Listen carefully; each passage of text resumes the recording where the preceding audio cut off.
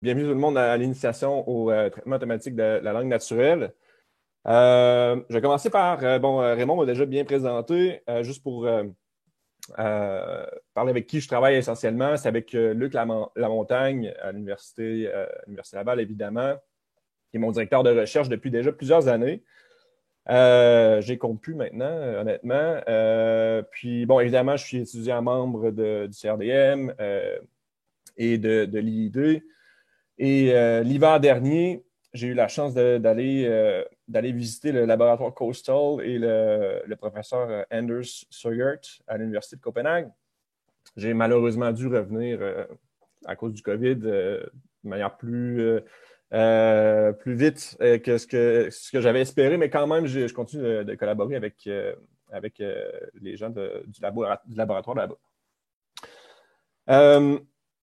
Mes domaines de recherche, principalement, ce sur quoi je me penche, c'est génération automatique de la langue naturelle. Ce qu'on va principalement voir aujourd'hui, vers la fin de la présentation, où est-ce qu'on va parler de comment on fait pour générer automatiquement. Puis j'ai même un petit clickbait dans ma présentation, est-ce que je parlais de fake news? Ben, on peut essentiellement comprendre comment qu'on va générer du texte automatiquement ou potentiellement générer des fake news automatiquement. Et un autre axe de ma recherche qu'on ne verra pas aujourd'hui, mais c'est essentiellement les modèles de langue multilingues. Donc aujourd'hui, on va parler beaucoup des modèles de langue. Qu'est-ce que c'est un modèle de langue? Qu'est-ce que ça mange en hiver? Mais je me penche aussi à la partie multilingue qui peut se trouver dans ce style de modèle. Donc, je vais commencer avec une intro, puis c'est vraiment une initiation au NLP. Donc, je veux vraiment commencer avec des exemples concrets pour que les gens comprennent c'est quoi le NLP, puis dans quelle sphère de notre vie ça se retrouve, parce qu'effectivement, ça se retrouve dans plusieurs sphères de notre vie. Et évidemment, les fameux chatbots, on en entend parler depuis des années déjà.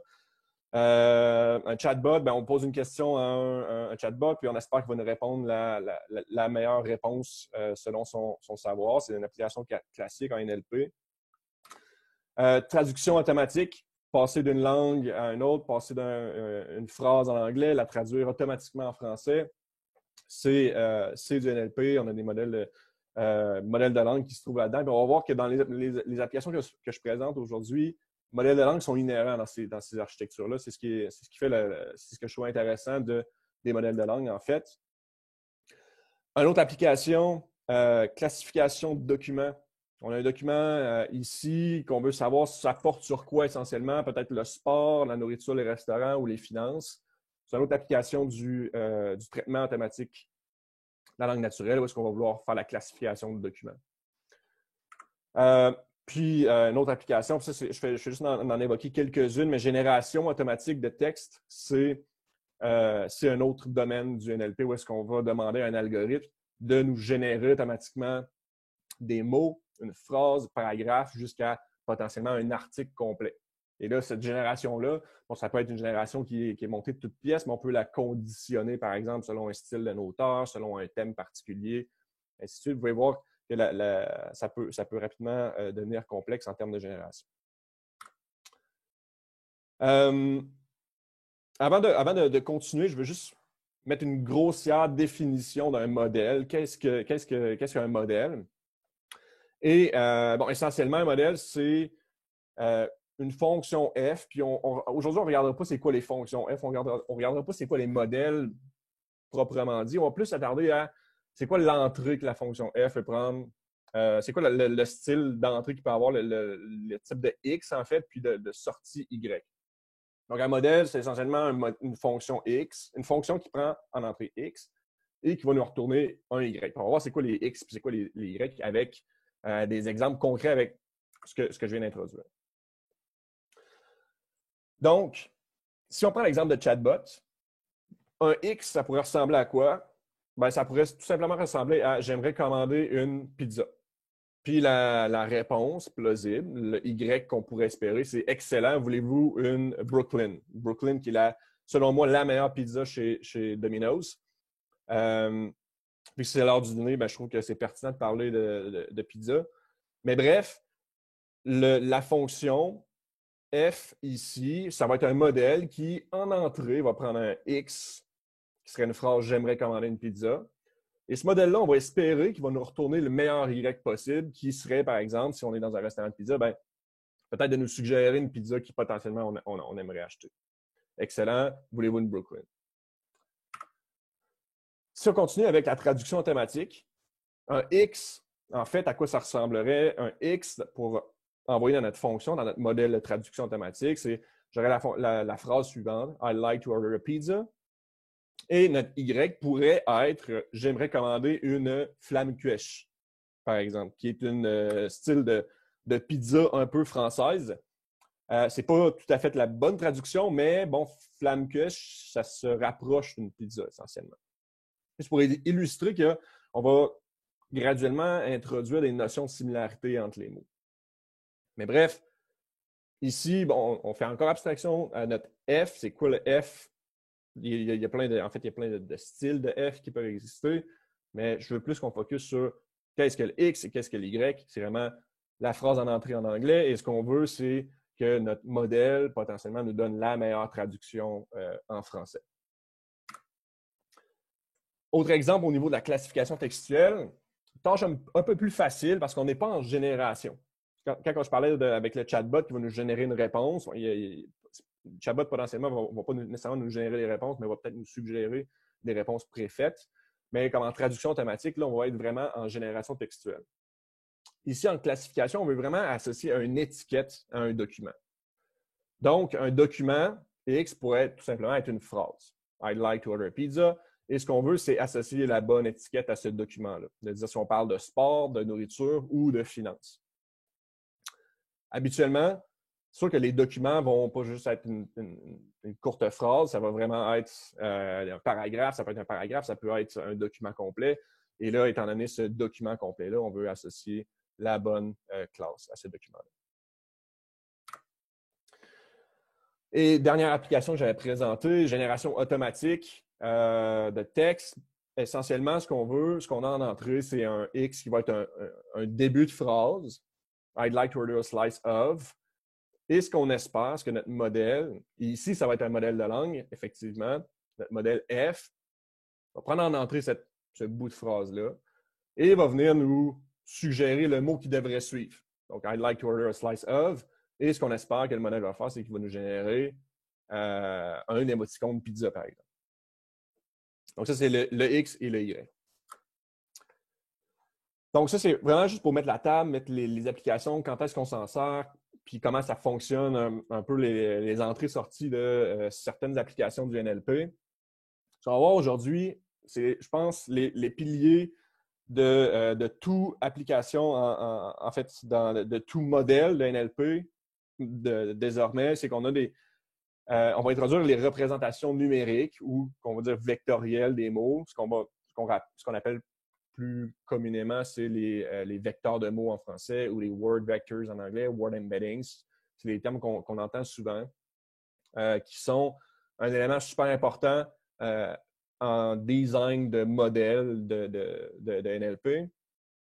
Et on va introduire aussi les modèles de langue, qui sont maintenant devenus super importants parce que c'est rendu la base pratiquement de tous les modèles, toutes les applications qu'on a, tout ce que je vous ai présenté, les chatbots, traduction automatique, classification textuelle. On va voir, il y a un modèle de langue qui va se retrouver habituellement derrière tout ça. Donc, la question qu'on peut se poser, je vais juste m'assurer que tout se passe bien. Parfait. La question qu'on peut se poser, c'est comment est-ce qu'on peut représenter numériquement les mots du vocabulaire? Parce que si numériquement, on demande à un ordinateur, est-ce que chat est égal ou différent à chaton? Ce qu'un ordinateur va nous tourner, c'est que si on fait la comparaison de caractère à caractère, c'est que ces deux termes-là ne sont pas équivalents. Par contre, puis ça, c'est avec tous les langages de programmation, vous prenez du Python, du Java, whatever, on va avoir une réponse négative. Alors que sémantiquement, ces termes-là font quand même référence au même concept. Ils portent essentiellement le même sens. Et c'est ce qu'on veut capturer. On veut être capable d'avoir ce genre de représentation vectorielle-là qui capture un sens. Représentation numérique. Je vais interchanger. Là, je commence à m'en aller plus du numérique vers le vectoriel. Donc, on va étudier comment on peut représenter un mot numériquement. Puis on va commencer avec la méthode la plus facile, qui est la méthode vector qu'on appelle one-hot ou la méthode le vecteur un show, pardon, qui est une traduction de mon collègue Jean-Thomas Bergeon. C'est excessivement simple de représenter ce style de représentation-là. Bref, pour le terme chat, en fait, pour tous les termes de mon vocabulaire que j'ai dans mon... Prenez le dictionnaire, par exemple. Je vais prendre un vecteur. Un vecteur, c'est essentiellement une liste de chiffres. Et ça va être un vecteur qui va être très, très grand. En fait, ça va être la taille du vocabulaire complet. Donc, si on a le dictionnaire, ça va être la taille du dictionnaire. Puis, ce qu'on va faire, c'est qu'on va se dire, on va se spécifier un index précis qui va dire, bien, cet index-là, dans ma liste complète du dictionnaire, ça correspond au mot chat. Donc, quand je vois le mot chat dans mon corpus ou dans mon application, lorsque je fais de la classification textuelle, bien, la représentation vectorielle du mot chat, ça va être cette espèce de long vecteur-là où l'index qui correspond au terme chat va être à 1. Donc, vous comprenez que ça crée des vecteurs qui sont super sparse. On a juste des zéros, sauf à un endroit qui dit, bon, ben, ici, ça veut dire que c'est un chat. Une autre façon de représenter les mots qui est un petit peu plus astucieuse, c'est d'utiliser des vecteurs de contexte. Vecteur de contexte, pour ça, cependant, on a besoin idéalement d'un corpus de texte qui va, en fait, on a besoin d'un corpus pour venir trouver dans quel contexte se retrouve le terme chat.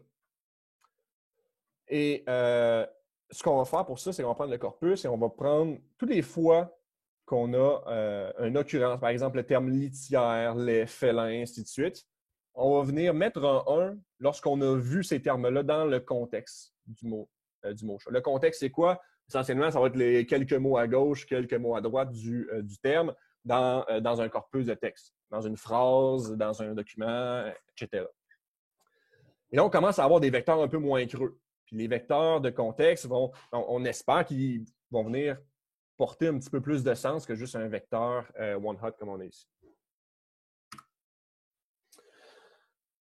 Petit warning ici. Bon, j'ai un peu mentionné le vecteur, vector en anglais. Je vais l'interchanger avec embedding. C'est-à-dire que des word vectors, c'est la même chose que des word embeddings, essentiellement. Mais habituellement, un vecteur n'est pas nécessairement un embedding. Un embedding, habituellement, c'est quelque chose qu'on va apprendre.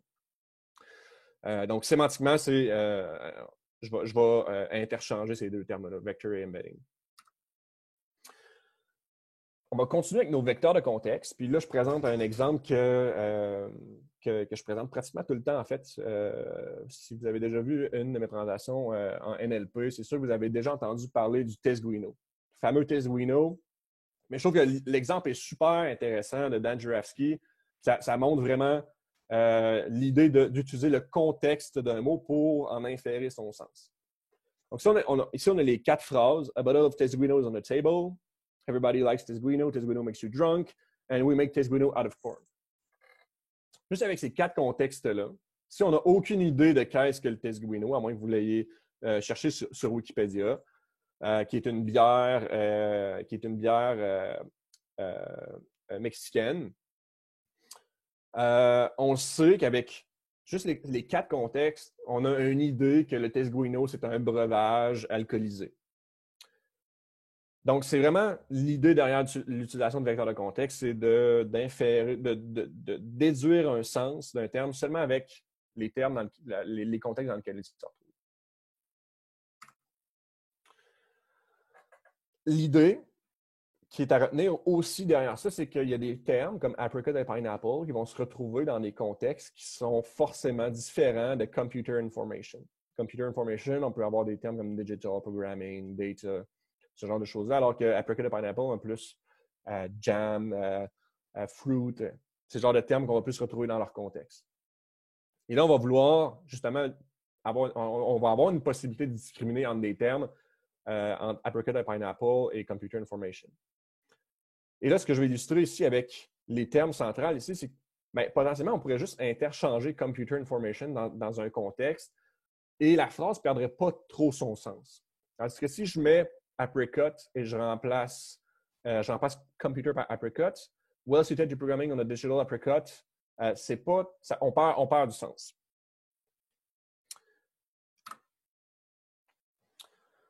Donc, comment on construit ces vecteurs de contexte-là? Je l'ai un peu parlé. On a besoin d'un corpus, pardon.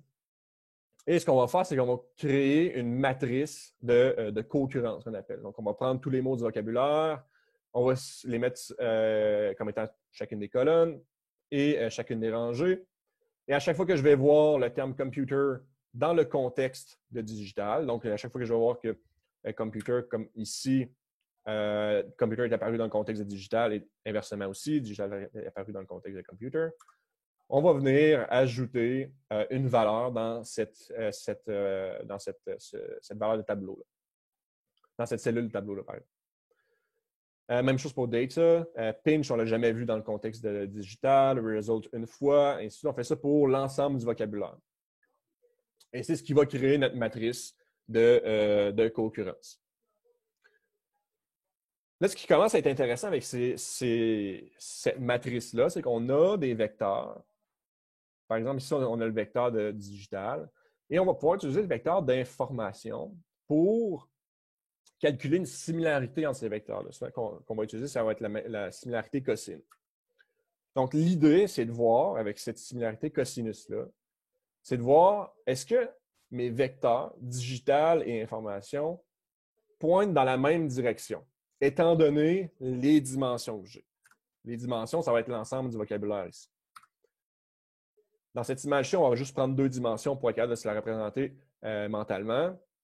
Et on va comparer les vecteurs digital et information selon 2 dimensions, qui est le vocabulaire, le mot results et le mot data. Donc, ce sont les mots du contexte.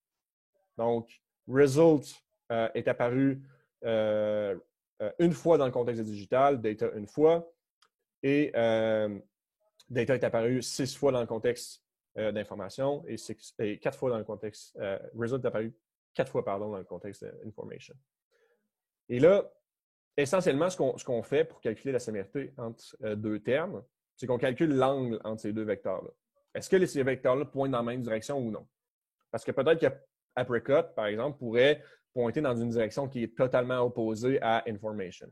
Ce qui nous suggérerait, en fait, que information et apricot ne portent pas le même sens, n'apparaissent pas dans le même contexte. Alors qu'ici, digital et information peuvent apparaître dans le même contexte, donc ont une sémantique qui est similaire. Donc, les vecteurs de contexte, il y a une petite problématique à ça, c'est que c'est des vecteurs qui sont super grands, c'est la taille du vocabulaire, ça contient encore beaucoup de zéros, un peu moins que les one-hot. Donc, l'idée, c'est qu'on va chercher une manière de réduire la dimensionnalité pour avoir une meilleure efficacité en mémoire. Et ça va être beaucoup plus facile d'utiliser pour les modèles subséquents, les classificateurs, et ainsi de suite. Puis, on va avoir beaucoup, beaucoup moins de paramètres. Rapidement, je montre une petite façon de diminuer la taille de nos vecteurs. Donc, on a la décomposition en valeur singulière qui peut être faite. Donc, on a notre matrice de co-occurrence, ici, notre matrice X, qui est de la taille du vocabulaire par la taille du vocabulaire. Et ce qu'on va faire, c'est qu'on va la décomposer en 3 matrices. Ce n'est pas nécessaire de comprendre comment on fait la décomposition. L'idée ici, c'est qu'on va avoir les valeurs singulières de notre matrice. Et ce qu'on va faire, c'est qu'on va conserver, pour réduire la dimension de W ici, c'est qu'on va conserver seulement les cas valeurs singulières les plus importants. Et pourquoi on fait ça? C'est essentiellement pour réduire la dimension, le nombre de colonnes de W. Et là, on va choisir un cas. Habituellement, c'est entre 300 jusqu'à 1000 valeurs singulières qu'on va conserver dans cette matrice carrée-là. On va conserver les valeurs singulières qui vont le plus fidèlement reconstruire notre matrice initiale de co-occurrence. Mais là, ici, ce qu'on vient faire, c'est qu'on vient réduire de beaucoup la matrice W, qu'on va utiliser comme étant l'embedding, le vecteur pour un mot. Donc, la rangée ici dans cette matrice-là, ça va être le vecteur du mot chat, par exemple. Mais ce vecteur-là va être beaucoup plus plein que le vecteur de contexte et encore plus que le vecteur one-hot. Donc, ça, c'est une façon d'obtenir des représentations vectorielles de mots. Et là, je vais présenter la méthode qui est sans doute la plus utilisée pour obtenir rapidement. Parce que la décomposition SVD, lorsqu'on a le vocabulaire qui est immense, c'est peut-être pas la chose à préconiser. Donc, il y a une manière qui s'appelle Word2Vec, maintenant FastText, qui a été introduit initialement par Mikolov. Ça date de 2013, mais FastText a été subi quelques mises à jour en 2016, 2015-2016, si je me rappelle bien. Et essentiellement, c'est une méthode à réseau de neurones où est-ce qu'on veut apprendre la représentation vectorielle. Donc, ce qu'on veut, c'est apprendre cette matrice-là W. Mais ce que je trouve cool, cette approche-là, c'est qu'elle est super simple et c'est vraiment rapide à entraîner sur un corpus de texte, d'où l'idée de FastText. Donc, il y a deux algorithmes qui existent, Skipgram et Contextual Bag of Words. Ce n'est pas nécessairement important de les comprendre, les connaître pour la présentation d'aujourd'hui. Mais l'idée derrière ça, on a encore une idée du contexte, du contexte et d'un mot cible. Dans quel contexte le mot cible se retrouve. Donc, Contextual Bag of Words, CBAO, ici, essentiellement, ce qu'on tente de faire, c'est, étant donné des mots du contexte, ce qu'on tente de faire, c'est de prédire qu'est-ce qui devrait se retrouver ici. Donc, monkey is a banana, ça c'est mon contexte. Donc, ce qu'on tente de prédire, c'est le mot eating ici. Skipgram, c'est son opposé. En fait, on a le mot eating et ce qu'on tente de faire, c'est de prédire les mots du contexte de eating. Donc, monkey is a banana. Pas plus compliqué que ça. Ce qui est cool, c'est que ce modèle-là est vraiment pas compliqué à implémenter. C'est sûr qu'ils ont raffiné l'architecture, il y a quelques twists intéressantes. Mais bref, si on veut un modèle très vanille de Contextual Bag of Words, ça tient sur quelques lignes de code, quelques lignes de PyTorch, parce qu'on a notre table d'embedding, qui sont essentiellement, ça c'est notre matrice W, qu'on a de la taille du vocabulaire avec la dimension K qu'on a configurée. Et bref, avec quelques lignes de code, on est capable d'apprendre, d'optimiser les paramètres de notre table, qui sont les valeurs des vecteurs de mots. Bref, essentiellement, ce qu'on fait avec CBAO, c'est qu'on veut maximiser la probabilité d'avoir le mot cible. On avait eating dans notre exemple, étant donné un contexte. Donc, monkey is a banana. Et c'est ce qu'on va optimiser à l'entraînement. On va venir apprendre la matrice W avec cette fonction-là. Et là, je vais passer à un exemple plus concret pour voir à quoi ça ressemble cette espèce d'espace de similarité de vecteurs. J'imagine qu'on voit encore ma présentation. Je pense que oui. Donc ici, j'ai entraîné FastText justement sur le corpus du Journal de Montréal. Donc, on a un corpus francophone, ce qui est intéressant. Et on a aussi un discours qui est intéressant. Donc, pour le plaisir, on va chercher le terme étudiant dans l'espace vectoriel. Donc, on a le terme étudiant. Et là, dans le fond, nos vecteurs ici, c'est des vecteurs de dimension 300, mais pour se les représenter mentalement, on est obligé de réduire cette dimension-là. Là, on les a réduits à une dimension, à 3 dimensions. Et là, ce qu'on voit ici, c'est que le terme le plus près dans l'espace original, c'est manifestant. Et ça, c'est tiré du corpus du Journal de Montréal. Parce que ce qu'il faut comprendre, c'est le vecteur d'étudiant risque d'être différent d'un corpus à l'autre. Et là, c'est vraiment selon la stylistique, selon le thème du Journal de Montréal. Donc, ce qu'on a, le terme le plus proche d'étudiant, c'est manifestant dans l'espace. Et là, si on regarde ce qui se trouve autour de manifestant, on a casseur, masqué, anarchiste, manifesté, carré, probablement pour carré rouge. Et là, si on continue à se promener dans ce qui se trouve autour de ça, on parle un peu plus des frais de scolarité ici, la gratuité, gel, indexation. Et on continue à se promener, là, on est plus dans la terminologie collégiale, examen, secondaire, maths, ainsi de suite. Donc, vous voyez qu'on a un espace vectoriel où est-ce qu'on trouve des termes qui se rapprochent, dans lesquels on porte une certaine sémantique. On a des espèces de clusters, si on veut. c'est ce qui est super intéressant à utiliser, en fait, pour les modèles sous-jacents qu'on va vouloir développer, soit des chatbots, classificateurs textuels, ainsi de suite. Juste m'assurer que tout est beau. Parfait. Ce qui est à retenir, c'est que maintenant, on a entre les mains une manière de représenter numériquement les termes. Puis cette manière-là nous offre la possibilité de faire des comparaisons entre deux termes. Comparaisons qu'on ne pouvait pas faire si on faisait juste comparer, par exemple, chat et chaton, qui étaient ces deux mots complètement différents pour un ordinateur. Mais maintenant, on est capable de dire que chat, probablement, ça se situe dans le même endroit, dans un espace vectoriel fictif. Ça se situe probablement dans le même espace que le terme chaton. Donc, on pourrait les utiliser interchangeablement. Pardon. Et là, c'est ce qui nous amène au modèle de langue. La partie, selon moi, qui est la plus le fun. À quoi ça sert un modèle de langue? Essentiellement, ça sert à estimer la probabilité du prochain mot dans une phrase. Donc, si je prends la phrase « Jean-Simon se dirige vers le bar pour commander un verre de 3 petits points », il y a des mots déjà qui nous popent à l'esprit, comme un verre de bière, un verre de whisky, ainsi de suite.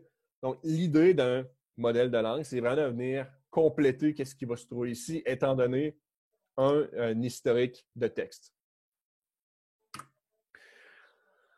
Ce qui est important, c'est vraiment de voir aujourd'hui le modèle de la langue comme étant une boîte noire.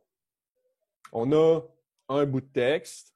Jean-Simon se dirige vers le bar, blablabla, pour commander un verre de.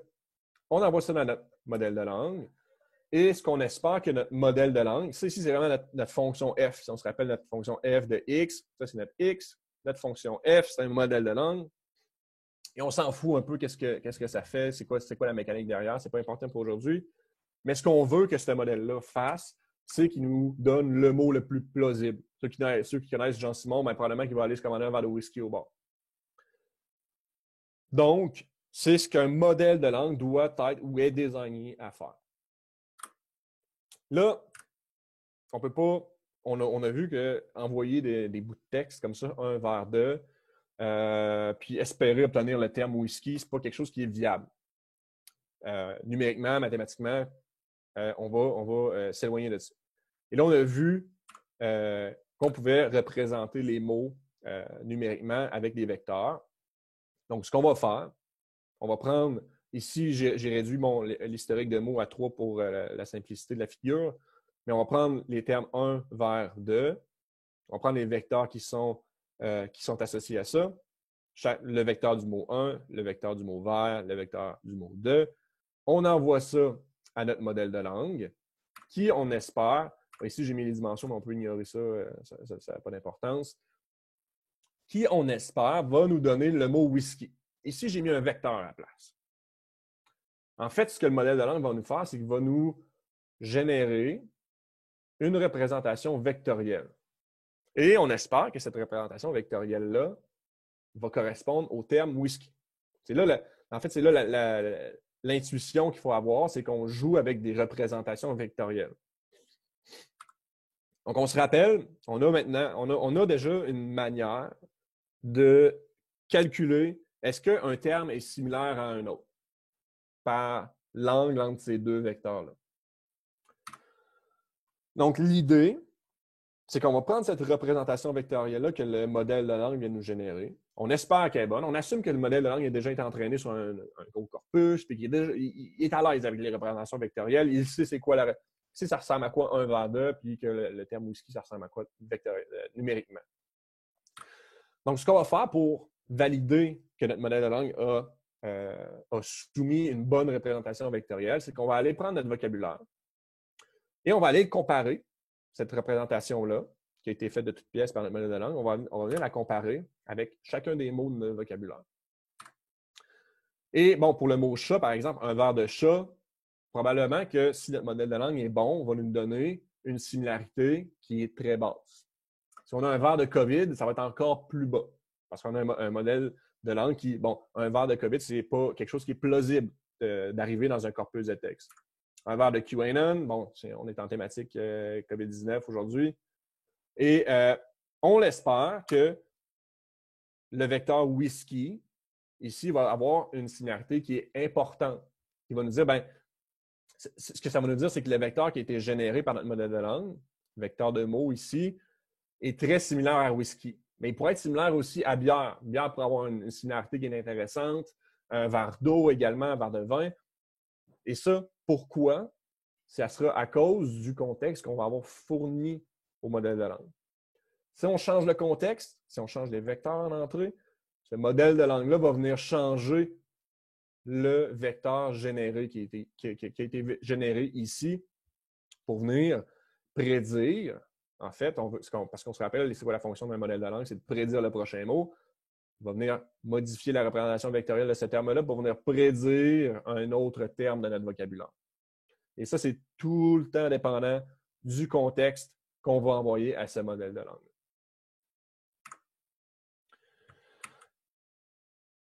Donc, je veux passer rapidement au niveau de l'état de l'art parce qu'on va parler de GPT-3 aujourd'hui, qui est le dernier modèle de OpenAI.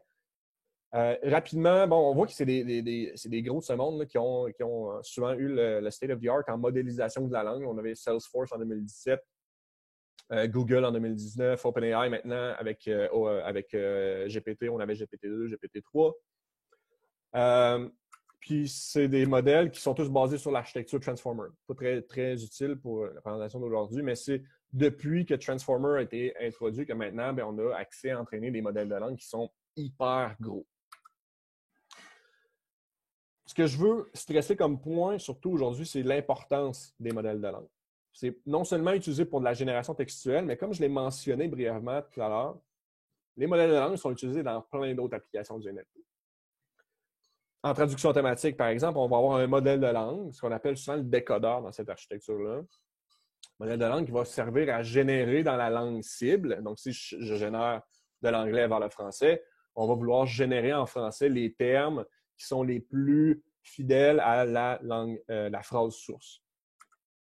Réponse aux questions, on pourrait générer des réponses, comme un chatbot pourrait le faire. Mais là, on comprend qu'un modèle, et là, peut-être que je ne l'ai pas mentionné, mais si un modèle de langue est capable de prédire le prochain mot, le modèle de langue va être capable de prédire l'autre après, et ainsi de suite. Et là, c'est là qu'on comprend que c'est comme ça qu'on utilise un modèle de langue. On l'utilise pour générer du texte parce qu'il prédit les prochains mots dans le futur. Donc, on va pouvoir générer une question de cette façon-là.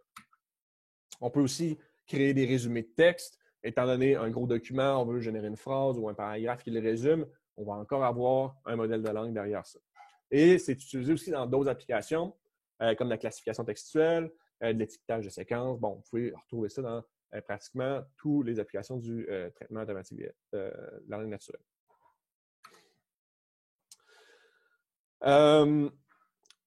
Petite timeline du développement des modèles de langue. Ça a commencé avec Elmo, je pense qu'il était plus très début 2018.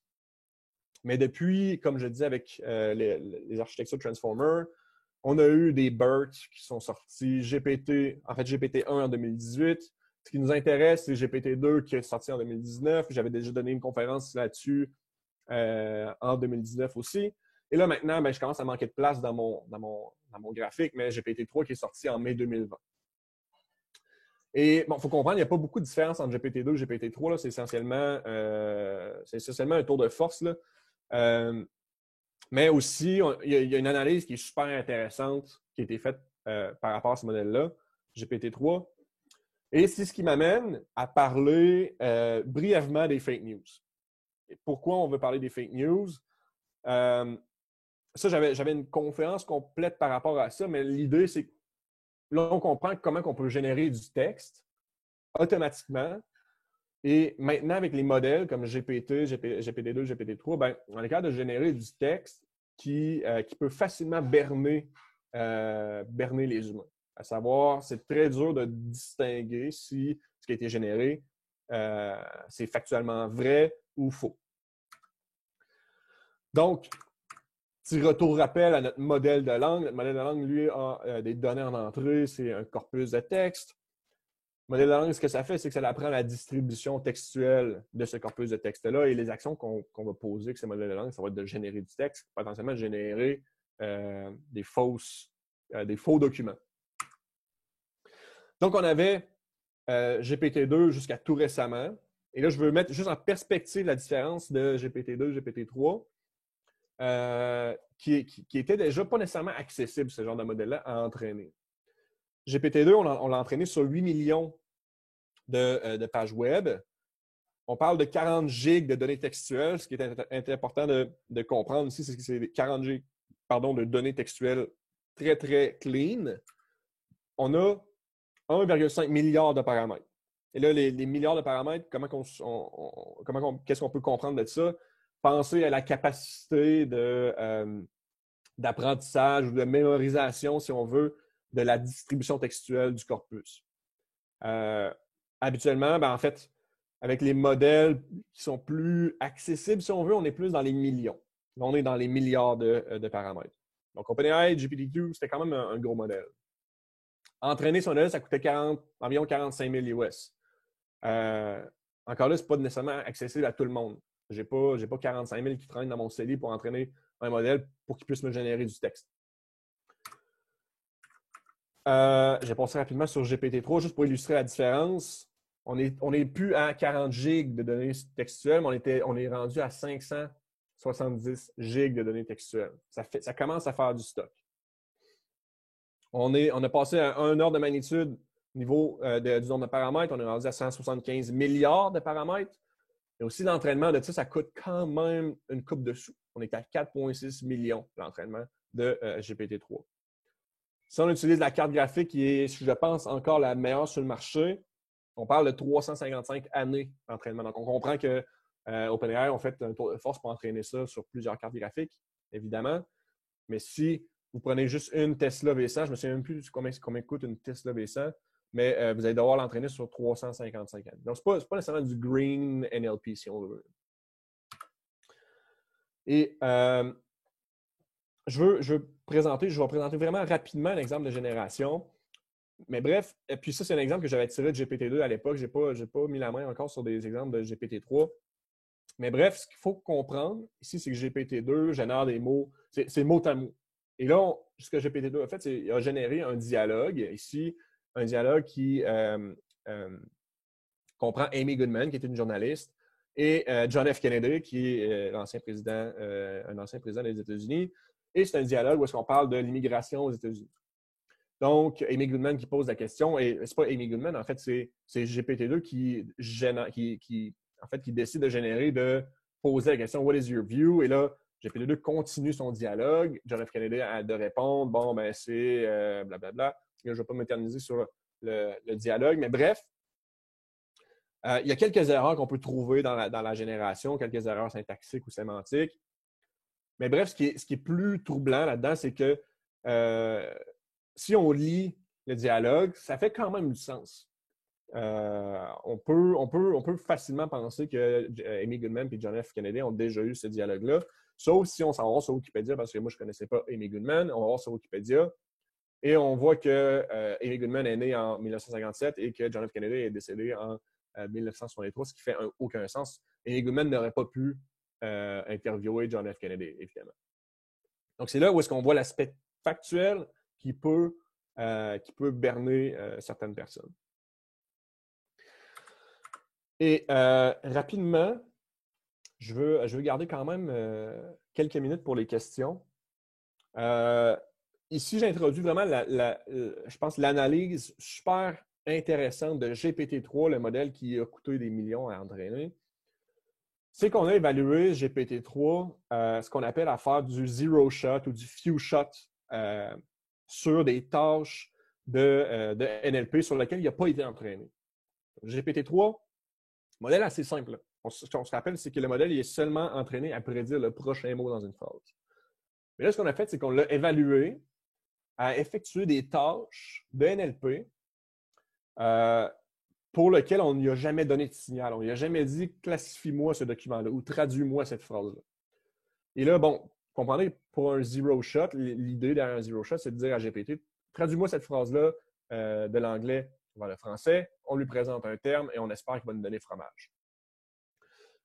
Il n'y a pas des performances qui sont super bonnes dans ces cas-là, mais on s'est rendu compte que dans du one-shot ou dans du few-shot, où est-ce qu'on lui présentait un exemple, on lui disait, ben, si Otter, ça correspond à l'outre de mer, traduis-moi cheese. Ben, le modèle avait des performances qui étaient, on n'est pas dans l'état de l'art, mais on se rapproche de des modèles qui sont pas très loin de l'état de l'art. Et encore mieux avec du few shot. Et là, on parle ici, c'est dans du unsupervised. Dans du few shot, on augmente de beaucoup les performances. Donc, à force de présenter des exemples, Sea Otter, l'outre de mer, Peppermint, menthe poivrée, plush, girafe peluche, la traduction n'est pas super bonne. Et on espère que GPT-3 va prendre cheese en entrée et nous dire, ben ça correspond au terme de fromage. Donc, c'est là que je trouve qu'il est super impressionnant de voir qu'un modèle qui n'a pas été entraîné à faire la traduction automatique est capable quand même de se débrouiller là-dedans. Et là, par rapport à... je présente ça très rapidement en 3 minutes. Gardez quelques minutes pour les questions. Je veux illustrer la comparaison entre entraîner un modèle qui nous coûte 4,6 millions et moi, avec mes finances personnelles. Où est-ce que je veux en venir, c'est que j'ai pris le corpus du Journal de Montréal, j'avais présenté les vecteurs par rapport à ça. J'ai pris 250 000 phrases, ce qui n'est pas beaucoup. On était, là, je suis à 30 MB de données, là, on était à 560 GB de données avec GPT-3. On n'est vraiment pas dans le même ballpark. Puis, je prends un modèle qui est AWDLSTM, que je pense que j'ai introduit rapidement tout à l'heure, qui était le modèle de Salesforce. Bon, je connais quelques tips and tricks pour utiliser les librairies. Bon. Mais bref, en 10 lignes de code, on peut arriver quand même à entraîner un modèle de langue et à faire de la génération textuelle. Et là, ce modèle de langue-là, j'ai entraîné pendant 1 heure sur Amazon. Ça m'a coûté environ 1 pièce US. Et avec ça, je suis quand même capable de générer des phrases qui sont dans la même stylistique que le Journal de Montréal. Ce n'est pas des phrases qui sont sémantiquement très, très bonnes. La syntaxe laisse à désirer. Mais quand même, vous voyez un peu la différence entre entraîner, ça me coûte 1 pièce ou ça me coûte 4,6 millions. Bien, il y a peut-être un entre-deux qu'on peut trouver. Puis arriver à des fins qui sont intéressantes pour générer du contenu automatiquement, du contenu textuel automatiquement. Donc, le take-home message, avec cette application aux fake news-là, c'est que détecter le fake du vrai, ça peut devenir très dur avec les nouveaux modèles, sauf que ça va prendre une bonne pelletée de terre puis un peu d'argent pour arriver à obtenir des performances qui sont intéressantes. Évidemment, c'est sûr que la question qu'on se pose, c'est est-ce qu'il y a des gens qui travaillent là-dessus à détecter les fake news? Évidemment, il y a la Allen Institute à Washington qui s'est penché là-dessus l'année passée, puis il y a encore beaucoup de papiers qui sortent, beaucoup de méthodes. Mais souvent, c'est excessivement dur En fait, ce qu'on va venir faire, c'est on va plutôt s'attaquer pas vraiment à la sémantique ou à la syntaxique parce que les modèles de langue sont rendus super performants à ce niveau-là, mais ça va être plus au niveau du fact-checking, donc de la vérification des faits au niveau de la génération. Je vais clore ça ici, je pense. Ça va être ma dernière slide. Merci beaucoup pour votre écoute. J'espère que ça a été une introduction qui a été claire, qui a été somme toute intéressante, qui a rejoint beaucoup de personnes par les applications que j'ai présentées. L'idée, c'était vraiment de vous donner une intuition de comment ça fonctionne un peu derrière, qu'est-ce qu'on utilise, comment on représente des mots, comment on arrive à générer on pourrait générer des fake news, ce genre de trucs-là. Bref, merci encore pour votre écoute. Puis si vous voulez me rejoindre par courriel, la meilleure façon, sinon LinkedIn, mon profil qui est ici.